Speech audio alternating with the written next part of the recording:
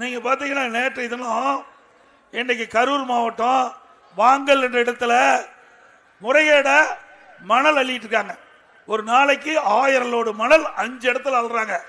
அத அந்த பகுதியை சேர்ந்த ஒரு நல்ல மனிதர், ஏன் நீ இப்படி முறைகேடா மண் அள்ளுறீங்க அப்படின்னு கேட்டதுக்கு அவர் தம்பி அவர் அம்மா எல்லாத்தையும் வெட்டப்பட்ட இடத்திலேயே அந்த நபர் உயிரிழந்துட்டார். நேற்று தினம் அவருடைய தம்பி உயிருக்கு போராடிட்டு இருக்கார். இப்படி மணல் கொள்ளை பகிரங்கமா இந்த ஆட்சியில் நடந்துட்டு இருக்குது. இதுக்கு அங்க இருக்கிற மக்கள் எல்லாம் சொல்றாங்க, அரசாங்கமே இதுக்கு உதவியா இருக்குது, அரசாங்கமே உதவியா இருக்குது. திரு ஸ்டாலின் அவர்களே, எச்சரிக்கிறோம்.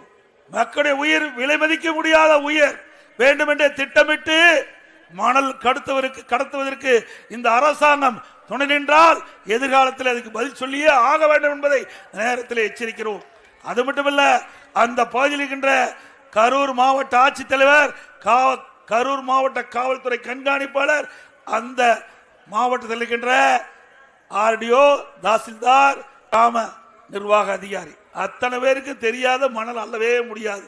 ஆக நீங்கள் கட்டுப்படுத்த தவறிய காரணத்தினால் அங்கிருக்கின்ற ஒருவர் அந்த மணல் கொள்ளையை தடுக்க முற்பட்ட போது அவர் உயிர் இன்றைக்கு போயிட்டது.